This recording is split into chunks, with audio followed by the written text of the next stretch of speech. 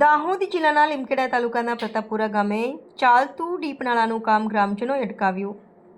દાહોદ જિલ્લો ભ્રષ્ટાચારના ભોયરામાં સપડાઈ રહ્યો હોય તેમ લાગી રહ્યું છે। નકલી કચેરી અને કૌભાંડ મનરેગાના કામોમાં પણ કૌભાંડ હોવાનું જાણવા મળી રહ્યું છે। ત્યારે લીમખેડાના પ્રતાપપુરા ગામે 2 મહિનાથી ડીપ નાળાનું કોન્ટ્રાક્ટર દ્વારા કરવામાં આવતું હતું। પ્રતાપપુરા અને પંચેલા ગામના જાગૃત નાગરિકો આ ડીપ નાળાનું કામ હલકી કક્ષાનું, ગુણવત્તા વગરનું અને લેવલિંગ પ્રમાણે ડીપ નાળાનું કામ નહીં બનાવતા ગ્રામજનો દ્વારા અટકવામાં આવ્યું હતું। ગામના જાગૃત નાગરિકો દ્વારા જણાવવામાં આવ્યું હતું કે આ નાળાનું કામ ગુણવત્તા, લેવલિંગ અને એસ્ટિમેટ પ્રમાણે હલકી ગુણવત્તા નજરે પડ્યું હતું। પ્રતાપપુરા ગામના જાગૃત નાગરિક કમલેશભાઈ કટરાએ કોન્ટ્રાક્ટર જયેન્દ્રભાઈને ડીપ નાળાના કામ વિશે પૂછતા ઉડાવ જવાબ આપવામાં આવ્યા હતા। તમારે જ્યાં ફોન કરવો હોય ત્યાં કરવો તેવી ધાકધમકીઓ આપી હતી। પ્રતાપપુરાથી પંચલાને જોડતા ડીપ નાળા પર 15 થી 20 ગામોની અવરજવર રહે છે। આરએનબી શાખામાં ફરજ બજાવતા એલન પંડ્યા જોડે ટેલિફોનિક વાત કરતા જણાવ્યું હતું કે પ્રતાપપુરા ગામે ડીપ નાળાનું કામ કોન્ટ્રાક્ટર દ્વારા કરવામાં આવે છે। તેમ જણાવ્યું હતું એસ્ટિમેટ પ્રમાણે કામ કરવામાં આવે છે અને આ નાળાનું કામ 60 લાખનું છે તેમ જણાવ્યું હતું।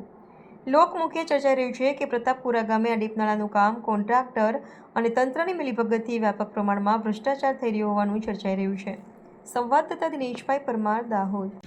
નમસ્કાર મિત્રો, આપણે વાવડી ફળિયામાં જે પ્રતાપપુરા ડામર રોડથી પંચેલાને લગતો જે રોડ છે એની પર જે ડીપ નાળું કરવામાં આવેલું છે, આજે ગામમાં આવતા ધ્યાનમાં આવ્યું કે આ સદંતર જે હાઇટનું જે લેવલ પ્રમાણે જે કામ થવું જોઈએ એ રીતે લેવલથી લગભગ 5 થી 6 ફૂટ ડાઉન કરેલું છે। નાળાનો ઉદ્દેશ્ય શું છે? પાણીનો નિકાલ થાય।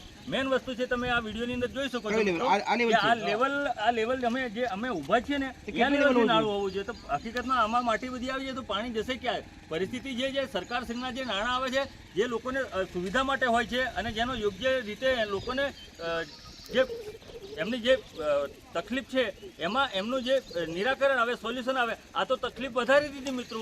એવું કામ છે। ઉપરથી સરકારશ્રી જે યોજના અને નાણાં જે એનો ઉપયોગ જે લોકો માટે થાય છે, એ થવાની જગ્યા ઉપર જે આ જે ગામ લોકોને જે અગવડ વધી જવાની છે આમાં, એટલે આ થોડુંક ધ્યાનમાં આવતા અમે અમારી રજૂઆત છે વારંવાર કોન્ટ્રાક્ટરને બી સ્થાનિક લોકોએ અમારા જે અહીંયાના લોકોએ કીધું છે, પણ એકલ દોકલ તો થોડી ધમકીઓની વાત કરે છે, આમ છે તેમ છે, કોને તમારે વાત કરી છે એવું તેવું કોના દ્વારા ધમકી આપવામાં આવે છે? એ અમારા કમલેશભાઈ કઈ ગયા, એમને દ્વારા જાણવા મળ્યું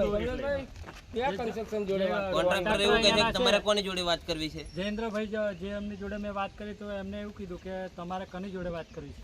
હા, અને કામ આવું જ થશે? આવું જ થશે।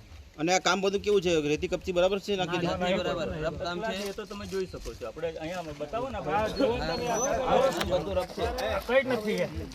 હા, કાંકરા છે,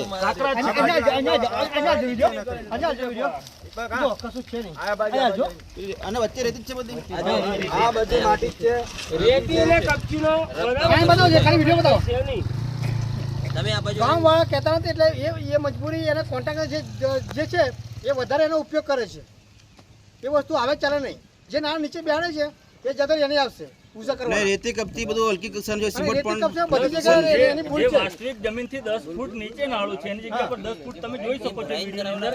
ત્યાંથી લેવલ એમ જુઓ તો તમે 10 ફૂટ આ નાળું હકીકતમાં નીચું છે, એનું પ્લાન પ્રમાણે કામ થયેલું નથી। પહેલા નાળા હતા એનાથી બી નીચે નાળા હતા, નીચે હતા। અમારી રજૂઆત શું છે? આ તમે બોલતા બોલો અને આ લેવલ છે બહુ ઊંચું છે। જે મેં કીધું ને એ રીતની એક વાત, આ પેલું લેવલ છે દિલીપભાઈ, એ બહુ ઊંચું છે ને? અમારો લેવલ દેખાય એનાથી છે આ લેવલ થી અમારે નાળા જ આ લેવલ આવવા આ લેવલ આવવા જોઈએ, એની જગ્યા પર તમે જોઈ શકો છો પાણી અમે કઈ રીતે ડાઉન કરીએ। આ મિત્ર જે તમે વિડિયો અહીંયા ફેરવો તો ખબર પડશે કે કઈથી લેવલ કર્યું છે। અહીં જુઓ તમે, આ રસ્તા માટે કર્યું છે, પણ આ જૂનું નાળું જે હતું એનાથી ડાઉન કર્યું છે। તો પાણી કઈ રીતે જશે? પાણી તો રસ્તા ઉપરથી જ જવાનું છે। તો અહીંયા કેટલા ગામડાની અવર છે? સમથિંગ વરસાદ પડે તો 7 થી 8 ફૂટ પાણી ઉપર પાણી ઉપર ચડી જાય છે। આના ઉપરથી પાણી છે ને, આના ઉપરથી પાણી રસ્તા ઉપર ઓછામાં ઓછું 8 પાણી જાય છે। અહીંયા કેટલા ગામડાઓની અવર જવર છે? આ રસ્તા ઉપર 15 થી 20 ગામોની અંદર લોકોની અવરજવર થાય છે, અને હાઈવે થી બયે હોય તો અહીં લોકો સર્કલ મારીને જાય છે, એટલે ખાસા બધા 15 થી 20 ગામના લોકો અને એમાં છે છોકરાઓને બી પાણી સ્કૂલ પર ભણતા હોય શરૂ થઈ જવાની છે, બાળકોને બી જવા આવવામાં તકલીફ પડશે। જે પાણી આપણે જે પાણી સ્કૂલમાં જે છોકરા ભણે છે એ આપણે પાત્રવાડના છે, પછી પીપળોદ છે, એ બધા છોકરો છે ને, બધા છોકરો અમુક વસ્તુ અટવાઈ જાય છે અને ધંધા રોજગારી માટે બધા જાય છે. બધા અટવાઈ જાય છે. છોકરો બી અટવાઈ જાય છે ભણવામાં. લોડિંગ ગાડીઓ વાળા છે એમાં તો એમને ચડાવવામાં તકલીફ પડવાની છે. તમે નજરે જોઈ શકો છો. વિડીયો બી ભાઈ બતાવ ને જરા. એટલે જેથી દસથી 15 ગામોને એટલે તમારે માંગ એવી છે કે નાળું થોડું ઊંચું બનાવવું ઊંચું છે. બનાવવું. ઊંચું અમારે. તકલાદી જે કામ થાય આ એના નાળું ઊંચું અમારે છે. આ જે ડીપ કર્યું છે ને 4 ફૂટ ઊંચું હોવા જોઈએ. આટલી હાઈટ હોવા જોઈએ. આટલી આટલી. અમે વિડીયો તમે જોઈ શકો છો. સામેથી એનું જે હાઈટ ને લેવલ જે છે ને એ તમે જોઈ ને શકો ભાઈ કામ અહીંયાથી સ્ટોપ થશે. ગ્રામજનોમાં ઉગ્ર રોષ છે બરાબર છે. બરાબર તો આ રીતે નબળી કામગીરી ના આ તો કોઈ કહેવા વાળું નથી. એનો મતલબ એવો થયો કે અહીંયા આ બાજુ જે એકલ લોકલ રજૂઆત કરે છે તો કોન્ટ્રાક્ટર થોડો મનમાં લેતા નથી. મનભાની કરે છે ને ઉપર લેવલે મારી પહોંચ છે ને આવતી એવી બધી ધમકીઓની વાત કરે છે. એટલે ગામ લોકો દ્વારા જાણવા મળ્યું તો અમે 15 થી 20 જણા રજૂઆત કરવા માટે અહીંયા ભેગા થયા છે. શું નામ છે કોન્ટ્રાક્ટરનું? કોન્ટ્રાક્ટરનું નામ તો ભાઈ જયેન્દ્રભાઈ. જયેન્દ્રભાઈ કરીને છે. ના કેટલા ટાઈમથી કામ ચાલે છે? આ 2 મહિનાથી ચાલે છે.